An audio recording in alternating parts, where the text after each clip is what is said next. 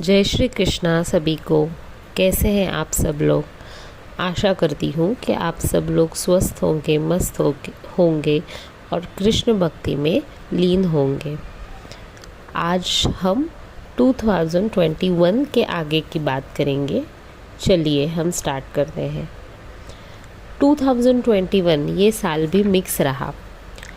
कुछ personal small achievements हमने किए इस साल में, पहले हाफ में, और फिर उसके बाद कुछ पर्सनल फैमिली इश्यूज़ भी फॉलो हुए। ये शायद एक चक्र ही बन गया था। जैसे हम कुछ सक्सेस या अचीवमेंट करते थे और उसके बाद हमें बहुत सारी जेलसी या अकेलापन फेस करना पड़ता था। ये एक सर्कल ही हो गया था। पर हम जो भी कुछ थोड़ा बहुत पर्सनल ग्रोथ करते थे, हम उसे एंजॉय भी करते थे। यहाँ पर Sushant on end of connect करते रहे 2021 में। बदलते हुए पॉलिटिकल हालात सुशांत की याद दिला रहे थे, जैसे कोई डिवाइन जस्टिस हो रहा है।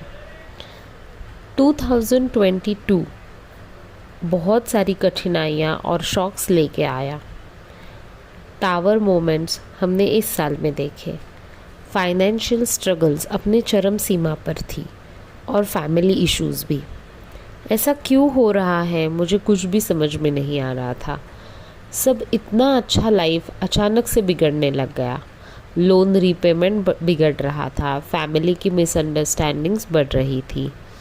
और इसी समय के दौरान हमारे लाइफ में एंट्री हुई भगवान श्री कृष्ण की।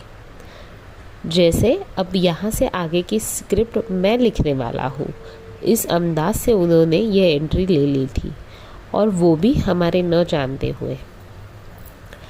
अराउंड जून जुलाई 2022 के दौरान हमारे एक रेंट होल्डर ने रूम खाली करते वक्त मराठी भगवत गीता हमारे बेटी को पढ़ने के लिए दी। उसने मेरे पति से कहा कि सर आप भी पढ़िए और अपनी बेटी को भी बोलिए। ये थी भगवान श्री कृष्ण की फर्स्ट एंट्री। शायद उन्हें पता था कि आगे जो होने वाला है उस वक्त हमें उनकी बहुत ज़रूरत पड़ने वाली है। अगस्त 2022 में एक बड़ा ही टावर मोमेंट हमारे लाइफ में आया, जहाँ पर हमने हमारे एक एल्डरली फैमिली मेम्बर को अचानक से खो दिया। हम पूरी तरह से शॉक में थे। इस चीज़ से उभरना बहुत ही मुश्किल हो रहा था, जिससे फैमिली स्ट्रेस और बढ़ गया। और हमने बहुत सारे लोगों के ऐसे ऐसे बदलते रूप देखे जो ज़िंदगी में हमने कभी नहीं देखे थे। जैसे सबके चेहरे से नकाब उतर रहे थे और ज़िंदगी की सच्चाई हमारे सामने आ रही थी। उस समय के दौरान मेरी बेटी के स्कूल में भी भगवत गीता कंपटीशन अनाउंस हुआ, पर उसे इंग्लिश भगवत गीता चाहिए थी और हमारे पास मराठी थी। उस दौरान वो भगवत गीता के ले या ना ले, उसके 500 रुपीज़ कॉम्पिटिशन के भरने में भी हमें दिक्कत हो रही थी। यहाँ पर मैं आप सबसे एक बात बोलना चाहती हूँ कि हमें कोई भी लोन लेते समय बहुत सोच समझ के लेना चाहिए। फाइनेंस कंपनीज लोन लेते वक्त सारे डिटेल्स हमसे शेयर नहीं करती। नई नई स्कीम्स के लालच हमें दिखाकर हमें लोन लेने के लिए प्रोवोक करती है, और हम भी उस लालच में उलझ कर लोन ले लेते हैं और हफ्ते भर भर के हम फंस जाते हैं। हमें जितनी ज़रूरत है उतना ही या उससे भी थोड़ा कम लोन हमें लेना चाहिए। आगे के बढ़ते हुए खर्चे देखकर हमें फाइनेंशियल प्लानिंग करनी चाहिए, नहीं तो बहुत सारी चीज़ों में अपना मन मारना पड़ता है, क्योंकि हमें हफ्ते भरने हैं। अगर हम कहीं और जगह पे पैसे खर्च करें तो हफ्ते भरने में दिक्कत आ जाएगी। ये चीज़ हमेशा दिमाग में रहती है। और हम अपना मन मार सकते हैं या अपने आप को समझा सकते हैं, पर यही चीज़ अगर बच्चों के बारे में करनी पड़े तो उनसे ज़्यादा वो चीज़ हमें तकलीफ़ देती है कि हमारे हाथ में पैसे होते हुए भी हम कुछ एक्स्ट्रा खर्च नहीं कर पाते। पर इस समय ने हमें बहुत कुछ सिखाया कम से कम चीज़ों में कैसे खुश रहना चाहिए, ये इस वक्त ने हमें सिखा दिया। बच्चों को भी कोई बुरी आदत नहीं लगी और वो भी फाइनेंशियल प्लानिंग का महत्व इतनी कम उम्र में समझ गए।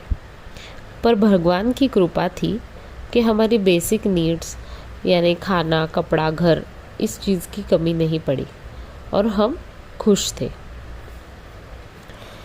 अब इंग्लिश भगवद गीता, उसके साथ इस्कॉन कैलेंडर, भगवान श्री कृष्ण, भगवान जगन्नाथ, श्री राधा कृष्ण जी, इनके फ़ोटोज़ भी हमारे घर पे पधार चुके थे। मेरी बेटी ने इंग्लिश भगवद गीता पढ़ी और कंपटीशन में पार्टिसिपेट भी किया और अच्छे नंबर्स लाए। और अब भगवान श्री कृष्ण और भगवद गीता उसके जीवन का एक बहुत महत्वपूर्ण हिस्सा बन गए थे, जिससे वो पढ़ाई में भी अच्छी हुई और पर्सनल लाइफ के बर्ताव में भी उसमें कई महत्वपूर्ण बदलाव हुए। पर्सनल लाइफ का एक पार्ट थोड़ा बेहतर हो रहा था, पर फाइनेंसेस को लेकर जो काम हम मैनिफेस्ट कर रहे थे उसमें बहुत ज़्यादा अड़चन आ रही थी। ये काम बन ही नहीं रहे थे। हमें लगा ये क्या साढ़े साथी हमारे पीछे लग गई है, जो ऐसे टाइम पर फंसे हर एक इंसान के दिमाग में आता है। इसीलिए हम भगवान शनिदेव और भगवान हनुमान जी के मंदिर जाने लग गए और रोज़ हनुमान चालीसा का पाठ भी करने लग गई मैं रात को सोते समय। दूसरों के सब काम बन रहे थे और इतनी कोशिश करके भी और वो भी इतने ईमानदारी के साथ, हमारे काम क्यों नहीं बन रहे थे ये हमारे समझ में नहीं आ रहा था। पर इससे मैं इमोशनल ब्रेकडाउन के हाईएस्ट पॉइंट तक पहुंच चुकी थी। एक तरफ फाइनेंशियल बर्डन और दूसरी तरफ अलग अलग फैमिली इश्यूज़, इन दोनों के बीच में मैं बुरी तरह से फंस गई थी। कैसे बाहर आऊँ बिल्कुल भी समझ में नहीं आ रहा था। डे टू डे रिस्पॉन्सिबिलिटीज़, बच्चों की जिम्मेदारियाँ, घर की जिम्मेदारी, क्लिनिक अटेंडेंस, प्रोफेशनल अपग्रेडेशन, ये सब बहुत भारी हो रहा था और इसका उत्तर कहीं नहीं मिल रहा था। जिंदगी जैसे एक चक्रव्यूह बन गई थी। और इसी समय शायद मैंने भगवान श्री कृष्ण को मन से आवाज़ लगाई, मुझे बचाओ। पानी मेरे गले से ऊपर आकर मेरे नाक और मुंह में जा रहा है, मैं डूब रही हूँ, तुम मुझे बचाने के लिए आ जाओ, प्लीज़ आ जाओ।